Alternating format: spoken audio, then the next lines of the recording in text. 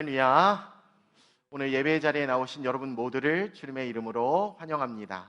또한 온라인을 통해서 이 시간 함께 예배를 드리시는 우리 사랑하는 모든 성도님들을 주님의 이름으로 환영합니다. 우리 옆에 계신 분들, 앞에 계신 분들과 같이 인사 한번 나눠볼까요? 악수는 하지 마시고요. 그냥 고개로만 숙이면서 잘 오셨습니다. 같이 인사하겠습니다. 잘 오셨습니다. 사랑하고 축복합니다. 네, 우리 이제는 저를 보시면서 우리 이 시간에 예배를 드리시는 성도님들을 향해서도 우리 같이 인사 나눌까요? 우리 분명히 들을 수 있는 줄로 믿습니다. 사랑하고 축복합니다. 같이 인사하겠습니다. 사랑하고 축복합니다. 사랑하고 축복합니다. 오늘도 주님의 영이 우리와 함께하여 주실 줄로 믿습니다. 여러분, 우리나라 최초의 근대식 등대를 알고 계십니까? 우리나라 최초의 근대식 등대, 그것은 바로 인천의 팔미도 등대입니다. 아름다운 인천 바다를 지난 100년이 넘게 지켜주었던 참으로 고마운 등대다라고 하는데요. 이 팔미도 등대는요, 무려 10km 밖에서도 볼 수 있을 정도로 지나가는 배들의 밤길을 열어주는 아주 중요한 역할을 지난 100년이 넘게 담당했다라고 하죠. 또 여러분도 너무나 잘 아시듯이 6.25 전쟁 때 우리나라가 한참 밀릴 때에 인천 상륙작전을 승리로 이끌었던 주역이기도 한데요. 연합군의 함대가요, 이 팔미도 등대의 빛을 받아서, 그 사인을 받아서 인천 앞바다에 상륙할 수 있었다라고 하죠. 그런 의미에서 저는 우리 금천중앙침례교회가 이 세상에 정말 등대와 같은 역할을 하는 교회가 되었으면 좋겠습니다. 이 어두워져가는 세상에 한 줄기의 빛을 감당할 수 있는 그런 교회가 되었으면 좋겠어요.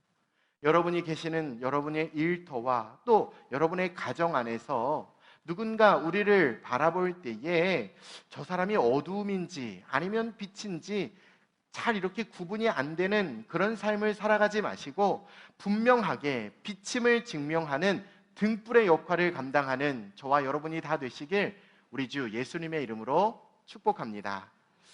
그런 차원에서 오늘은요, 우리가 다윗에 대한 이야기를 함께 살펴보길 원하는데요. 왜냐? 지금 다윗을 따르고 있는 그 백성들로부터 이 다윗은요, 너무나 부럽고 정말 최고의 칭찬을 듣고 있기 때문입니다. 너무 부러운 칭찬을 듣고 있어요. 그것이 뭐냐? 오늘 본문 17절입니다. 같이 한번 읽어볼까요? 함께 읽어보죠. 시작. 다윗의 추종자들이 그에게 맹세하여 이르되 왕은 다시 우리와 함께 전장에 나가지 마옵소서. 이스라엘의 등불이 꺼지지 말게 하옵소서. 아멘. 이스라엘의 등불이 꺼지지 말게 하옵소서. 그를 따르고 있는 사람들에게 이스라엘의 등불이 꺼지지 않게 해달라고 정말 최고의 표현을, 칭찬을 듣고 있는데요. 그렇다면 도대체 이 다윗은 어떤 사람이었길래 그를 따르는 백성들에게 이러한 평가를 받을 수가 있었을까요? 사실 다윗의 인생은요, 참 흠이 많은 사람이었습니다. 하지만 그는 순수한 사람이기도 했어요. 또 음악에 재능이 있었고요. 그는 시도 아주 잘 썼습니다. 여러분이 잘 아시는 시편을 보시면 다윗은 정말 기가 막히게 시를 썼죠. 무엇보다 자기의 자리를 잘 지켰던 사람이기도 합니다. 또 싸움에도 능해서요, 여러분, 그가 전쟁에 나가면 백전백승의 용사였습니다. 그리고 백성들이 그를 잘 섬기고 그를 잘 따르는 훌륭한 지도자이기도 했습니다. 하지만 그는요, 하나님 앞에 큰 죄를 지었죠.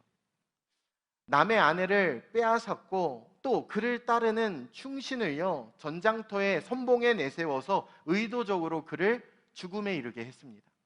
더 나아가 그는요, 자식 교육을 제대로 시키질 못했어요. 자식 농사에 실패했습니다. 다윗을 배반하고 나라에 다시 한번 이렇게 정권을 들고 일어났던 그 아들과는 끝내 화해 한번 제대로 해보지 못하고 그 아들을 죽음으로 내몰았던 참 부족한 아버지였습니다. 그러니 그의 약점들은요, 그가 가지고 있는 강점들을 다 덮을 정도로 아주 약점이 큰 사람이었다라는 사실이에요. 그리고 이제 다윗이요, 이스라엘을 집권하고 있는 후반기에 접어들었습니다. 그가 젊은 시절에는요, 전쟁에 나아가서 지칠 줄 모르는 이 전쟁의 장수였지만 이제 다윗도 늙어서 그 기운이 모자란 상황이에요. 그래서 여러분 오늘 본문 읽으셨겠지만 15절 말씀을 보시면요, 다윗이 피곤하다라고 성경은 이야기하고 있죠. 지금까지 단 한 번도 다윗이 이러한 표현을 해본 적이 없습니다. 즉 예전의 젊은 시절의 다윗이 아니다라는 사실이에요. 하지만 그럼에도 불구하고 여전히 그가 이스라엘의 등불이 될 수 있었던 것은 두 가지의 이유가 있었기 때문인데요, 저는 오늘 이 두 가지의 모습을 살펴보며 여러분과 은혜를 나누어 보고자 합니다. 자, 먼저 생각하고 싶은 것은요, 다윗은 끊임없이 하나님의 얼굴을 구했기 때문이에요. 그가 등불이 될 수 있었던 것은 끊임없이 하나님의 얼굴을 구했기 때문입니다. 오늘 우리가 읽진 않았지만 사무엘하 21장 1절 말씀, 그 시작이 이렇게 시작을 하는데요, 자, 같이 한번 읽어볼까요? 함께 있습니다. 시작. 다윗의 시대에 해를 거듭하여 3년 기근이 있으므로. 아멘. 그러니까 지금 이스라엘의 3년의 기근으로 말미암아 이 백성들이요, 굶주림에 허덕이고 있었다라는 사실이에요. 그러니 참 지도자로서 난감한 일이 아니었겠습니까? 그런데 여러분, 그 순간에 이 다윗이 뭘 하느냐? 21장 1절 말씀을 조금 더 읽어보니까요, 이렇게 성경은 이야기하죠. 같이 한번 더 읽어보겠습니다. 시작. 다윗의 시대에 해를 거듭하여 3년 기근이 있으므로 다윗이 여호와 앞에 간구하매. 그러니까 다윗은요, 주변 나라에 가서 돈을 내고 곡식을 수입해 오거나 아니면 어떤 전쟁을 일으켜서 다른 나라에 있는 곡식들을 빼앗아 올 수도 있는 상황이었지만, 그는 기근으로 말미암아 이스라엘이 어렵게 되자 그는 어떤 것을 하느냐? 여호와 하나님 앞에 나아가 간구했다라고 성경은 우리들에게 증언하고 있어요. 여호와 하나님 앞에 나아가 기도했다라는 것이죠. 그런데 여러분, 여기에서 간구하매라는 단어가요, 그 원어에 나와 있는 의미로 살펴보면 여호와의 얼굴을 찾았다라는 뜻으로 번역이 되고 있습니다. 여호와의 얼굴을 찾았다. 그러니까 여러분, 지금 다윗은요, 이스라엘이 당하고 있는 이 기근에 대한 문제를 단순하게 하늘에서 비가 내리지 않는 그 기근의 문제로만 바라보지 않았다라는 사실이에요. 그는 지금 이 기근의 상황 속에 이것은 이 땅의 문제가 아니라 하늘의 기근 문제다라고 여겼다라는 것이죠. 실은 지금 비가 내리지 않는 이 땅이 기근이 생기는 그것이 문제가 아니라 내 영혼에 은혜의 단비가 내리지 않는 것이 더 큰 문제다라고 여겼다라는 것입니다. 그래서 그는요, 우리에게 은혜를 주시는 하나님의 얼굴을 구했다라는 사실이죠. 여러분, 저는 이것이 이스라엘 백성들로 하여금 다윗이 이스라엘의 등불로서 평가받을 수 있었던 가장 중요한 이유였다라고 믿습니다. 할렐루야. 여호와 하나님의 얼굴을 구하는 거예요. 여호와 하나님의 얼굴을 구하는 거. 그런 의미에서 왜 교회가 이 땅의 소망이다라고 이야기를 할까요? 그 이유는요, 교회는 다른 일을 하는 곳이 아니라 하나님의 얼굴을 구하는 곳이기 때문입니다. 교회는 하나님의 얼굴을 구하는 곳이기 때문이에요. 우리에게 그 어떤 시련이 닥쳐온다 해도, 우리의 삶 속에 이 코로나라는 재앙이 있다라고 할지라도 우리는 끊임없이 하나님의 얼굴을 간구하는 공동체가 어디냐? 바로 교회다라는 사실이죠. 믿으시면 아멘 하시길 바랍니다. 그래서 여러분, 사도행전 7장을 보니까요, 스데반 집사님이 이제 순교를 당하게 되는데 그가 사람들에 의해서 내침을 당하게 내침을 당하게 되고 돌에 맞아서 죽게 생겼습니다. 그러니 얼마나 그 순간 두려움과 무서움이 가득했을까요? 하지만 스데반 집사님의 얼굴에는요, 광채가 나기 시작했다라고 성경은 우리들에게 증언하고 있어요. 이 말인즉슨 그 죽음 앞에서도, 그 두려움 앞에서도 너무나 여유롭고 평안했다라는 사실이죠. 오히려 자신을 향해서 돌을 던지고 있는 그들을 향해 여러분, 하나님께 이렇게 기도합니다. 하나님, 저들의 죄를 용서해 주시옵소서. 그렇다면 여러분, 어떻게 스데반 집사님이 이렇게 하실 수 있었을까요? 자신의 생명을 잃게 되는 그 두렵고 떨리는 상황 속에 스데반 집사님은요, 하나님의 얼굴을 구했기 때문이에요. 하나님의 얼굴을 구했을 때에 그에게 평안이 임했다라는 사실이죠.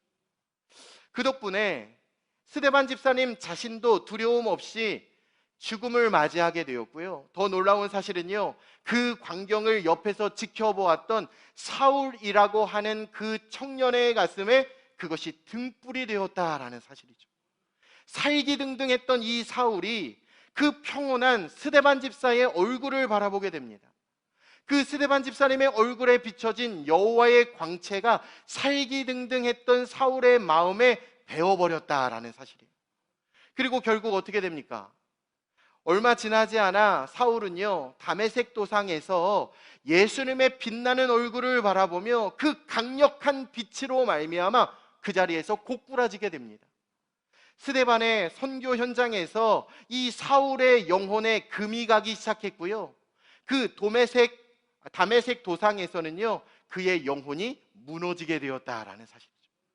그러니 여러분, 위기의 순간에도 여호와의 얼굴을 구했던 스데반 집사님은요, 이 사울이라고 하는 청년에게 한 줄기 등불이 되어서 그가 결국 사울에서 바울이 되게 되었고, 초기 기독교 역사의 전무후무한 등불의 역할을 감당할 수 있는 주인공이 된 줄로 믿습니다.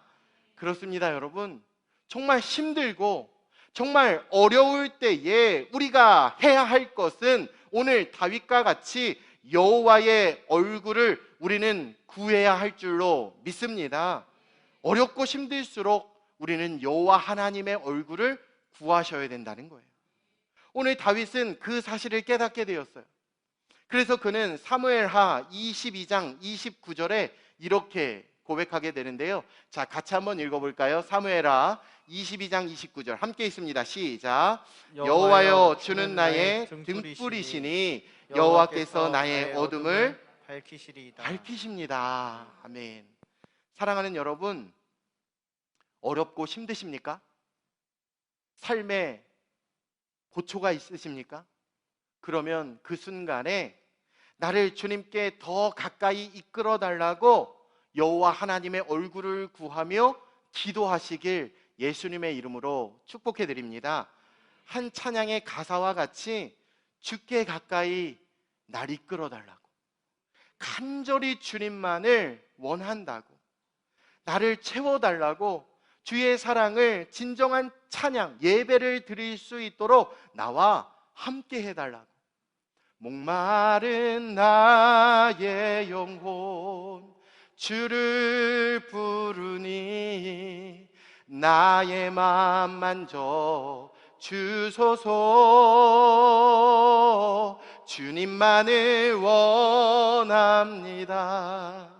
더 원합니다. 나의 맘 만져 주소서. 할렐루야.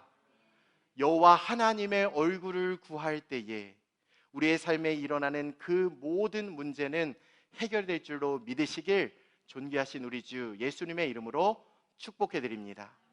여호와의 얼굴을 구할 때 우리는 여호와의 등불이 될 수 있다라는 사실이에요. 마지막 두 번째 함께 생각하고 싶은 것은요, 다윗이 이스라엘의 등불이 될 수 있었던 것은 그가 감당해야 할 책임을 성실히 감당했기 때문입니다.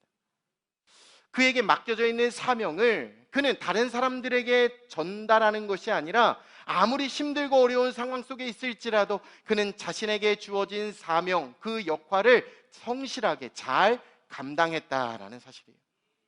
그것이 뭐냐? 바로 기브온 족속에 대한 이야기였는데요.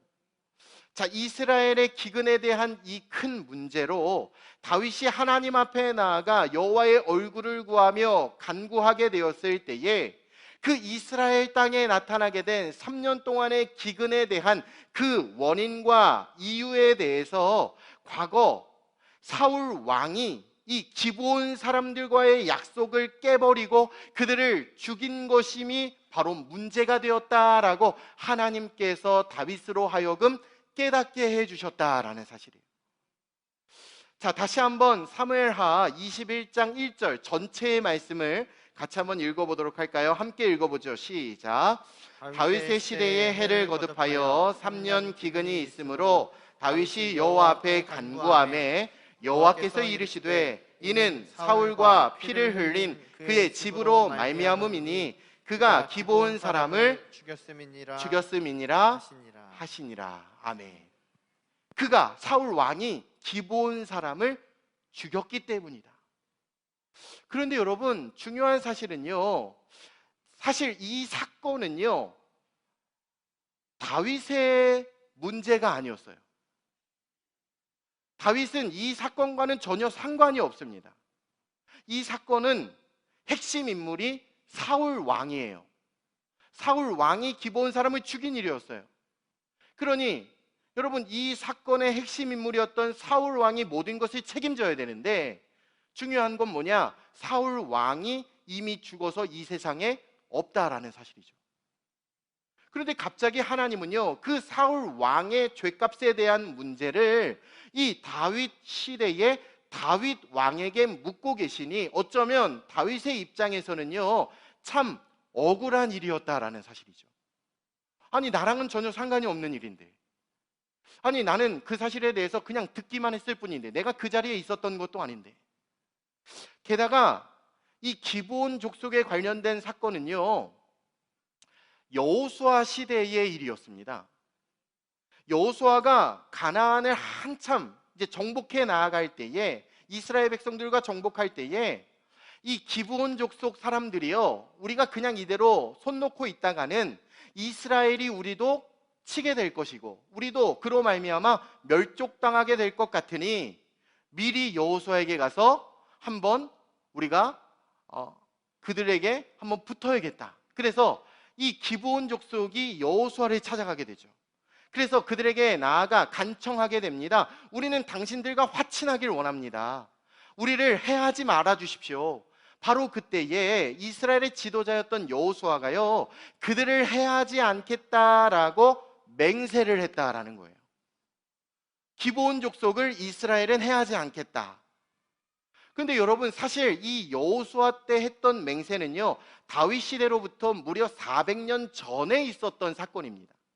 그러니까 400년이라는 시간이나 지났어요. 하지만 그 약속을 사울 왕 시대에 와서 이스라엘의 지도자였던 여호수아의 맹세를 어겨버리고 이 기브온 족속을 멸했다라는 것 때문에 지금 그 벌을 사울 왕 당사자가 아닌 다윗 왕이 다윗 시대에 받게 되었다라는 사실이죠. 그러니 정말 억울하고 기가 막힐 노릇입니다. 하지만 여러분, 다윗은요 이 억울한 상황 속에서도 기도를 할 때에, 여호와의 얼굴을 구할 때에 깨달음이 오자 그는 그 즉시 기브온 족속을 찾아가게 돼요. 바로 기브온 족속을 찾아가고 다윗은 그들에게 이야기하죠. 너희들의 상처를 이제 내가 알게 되었다. 그러니 내가 너희들에게 무엇을 해주면 좋겠느냐. 자, 그랬더니 그동안 이 기브온 족속 사람들의 상처가 깊었는지 자신들을 죽였던 사울 왕 가문의 그 자손들 중에 7명의 목을 달라고 요청을 하게 됩니다. 그러니 여러분, 다윗의 입장에서는 또 난감한 일이었어요. 하지만 달리 방법이 없습니다. 하나님께서 그것을 보여주셨고 기브온 족속이 원했기 때문이에요.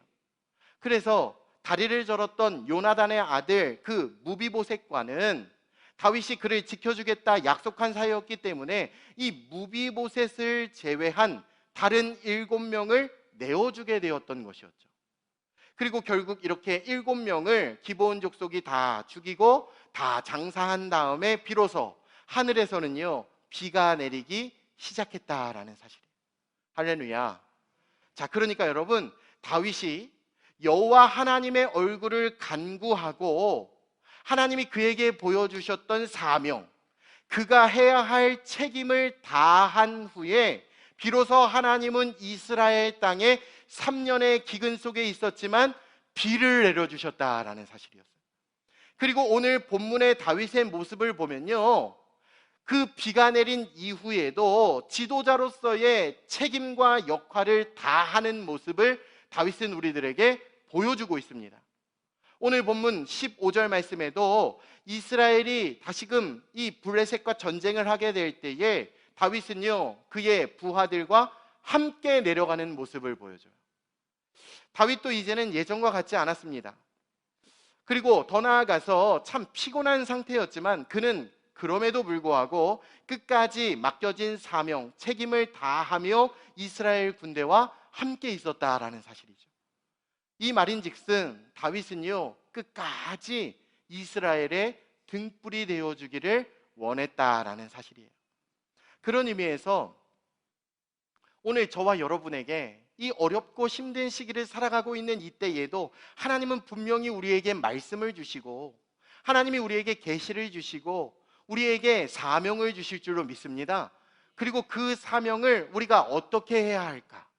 맡겨진 사명에 최선을 다함으로 말미암아 오늘 소개되어지는 이 다윗과 같이 등불의 삶을 살아내는 사랑하는 금천중앙침례교회 모든 성도님들이 다 되시길 존귀하신 우리 주 예수님의 이름으로 축복해 드립니다. 할렐루야, 할렐루야. 제가 말씀 서두에 팔미도 등대에 대한 이야기를 말씀드렸는데요,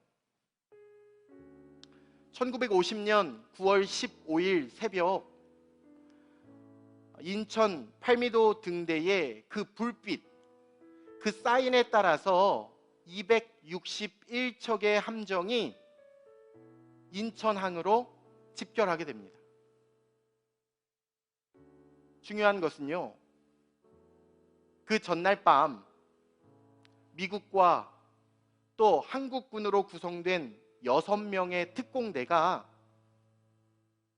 북한군들이 점유하고 있었던 그 팔미도 등대를 탈환함으로 그 팔미도 등대의 불을 밝힌 덕분이라고 하는데요, 이렇게 인천에 상륙했던 7만 5천여 명의 한미 해병대와 또 유엔군이요, 결국 서울까지 진격을 거듭해서 9월 27일 서울 수도였던, 이 나라의 수도였던 서울중앙청에 태극기를 드디어 개양하게 되었고요, 그리고 서울을 수복하게 되었다라고 하죠.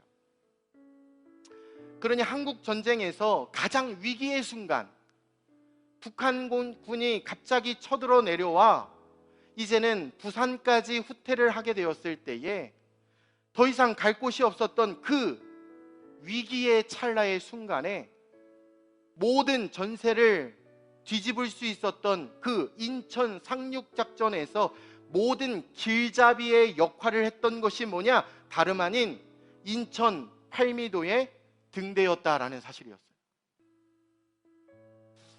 여러분, 그 순간 이 나라에서 빛났던 그 팔미도의 작은 빛은요, 오늘날 대한민국을 존재하게 만들었습니다. 그런 의미에서 오늘 우리 역시도 사실 우리의 육적으로나 영적으로 큰 위기의 상황이라고 생각합니다. 여러분, 텔레비전이나 인터넷 뉴스만 보아도요, 기쁘거나 좋은 소식은 하나도 없습니다. 정치인들은 더 높은 곳에 오르기 위해서 서로를 험담하고 서로 싸우기에 바쁘고요, 코로나 확진자는 몇 명이다, 경제는 바닥을 치고 있다, 물가는 연일 치솟고 있다, 상상할 수 없는 흉악한 범죄가 계속해서 일어남으로 말미암아 왠지 두렵게 하는 이 시대를 우린 살아가고 있습니다. 영적으로도 마찬가지죠. 주님의 몸된 우리 금천중앙 침례교회 재개발의 과정 속에 아직 결정된 부분은 하나도 없습니다.